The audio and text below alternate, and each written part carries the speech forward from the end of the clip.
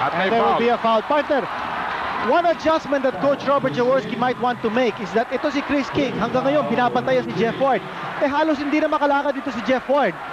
Oh boy. It may be better to have a local go on Jeff Ward. Now I don't think he can continue playing. Wala na. Pero grabe ang kanyang talagang he yung wants to stay. Grabe. Yung fighting spirit ni Jeff Ward. He's on the floor. And may timeout na tatawag ang San Miguel. Halos hindi na niya kaya. This is human drama. Well, babalik po kami. May timeout ang San Miguel Beer. An ending dito po sa ating knockout game. Abante ang Gordon's Gin ng 4 in the second overtime. Welcome back, Philippines. Noli Yala po kasama si Ginito Henson at si Jeff Ward patuloy na nangingisay sa sakit dun sa sidelines. Si Tignadeses replaced him dito sa puntong ito. 3:01 remaining. Partner, case of the cramps for Jeff Ward. At halos nga hindi na makalakad dito si Jeff Ward. They need a stretcher. Yes, I think they're gonna take him out. Ganyang kasama because usually ang cramps, pag hinila mo yung binti, lumuluwag yung muscle. Pero yung kanya sa sobrang dehydration at saka siguro sa sobrang pagod, hindi na makabalik yung muscle patungo din sa And look at him.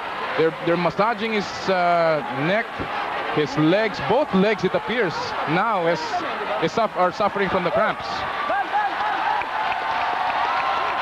At palagay ko, this is the curtains for Jeff Ward, and a stretcher now is being brought inside the stadium. Pero tandaan natin, 4 lamang yung kinito. Asaytono has 2 free throws. If he makes both, San Miguel Beer is still in the thick of the fight here. Totoo yan. This game is not yet over. Except for Jeff Ward. Of course, yung handicap ng San Miguel Beer, alam natin ito si Chris King has been hot. Grabe. Towards the late fourth quarter at saka yung overtime period. Grabe to. Pero pare, pumapatay sa San Miguel Beer. Hindi na si Chris King, kundi si Bal David. And David has also taken charge here. Take a look at our game summary. 9 deadlocks sa larong ito. Oh, pero lapit nitong larong ito. And isang overtime na po tayo. 2 fallout, pero isang ilalabas na because of an injury here, si Jeff Ward. At meron din silang dinadalang parang a stiffener. Yes. To be placed on the back of Jeff Ward. He is clearly in pain. Yes. At binigay niya na ang lahat. Well, si Jeff Ward really played hard. He scored a career high 29 points dito sa larong ito.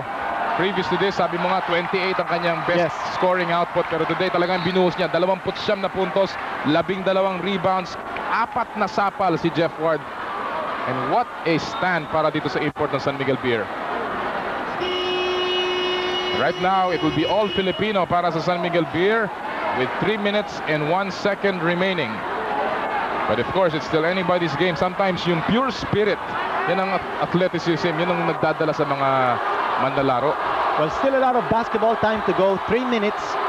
Eto si Nelson Asaytono. Yung kanyang unang free throw. Alam po natin ito si Marlo Aquino with 5 personal fouls. Si Art de la Cruz will be given the tough job perhaps of trying to check si Marlo Aquino or si Benny Cheng. Asaytono taking sure aim, makes both. At 2 abante ng Gordon's Gin. Ang dapat hindi mangyari sa Gordon's is to be overconfident with Jeff Ward out of the game. Chris King, laban kay Abuda, na-double team, he kicks it out. Benny Cheng, libre si Arencio.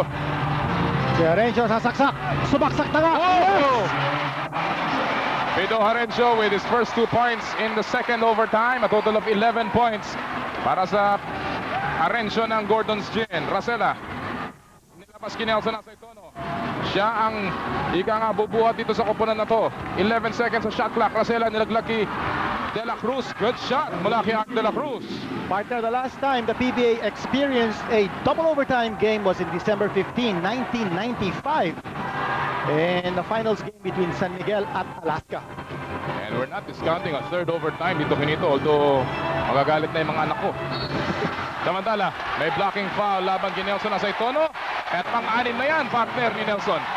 And Nelson Asaytono will fall out of this game. Bukas na ang loob ng San Miguel Beer at wala na si Jeff Ward. At ngayon, mawawala pa si Nelson Asaytono. And Bong Alvarez is being tapped. ang rebounding strength ng San Miguel Beer halos wala na.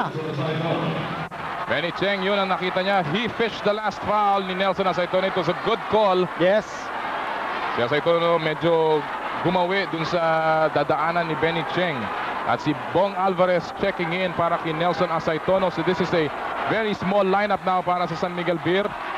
Exactly, and it is control of the boards that is the key. Ayan ang mangyayari ngayon. Gordon's Gin is going to dominate the boards with its big lineup. 2 minuto, 8 saglit po ang nalalabi. At kami patuloy po nagagalak na makasama kayo in the second overtime of the knockout game. 2 for 2 from the line si Benny Cheng. 4-point lead para sa Gordon's Gin as we go into the third last 2 minutes. Brought to you by Hope Luxury Cigarette.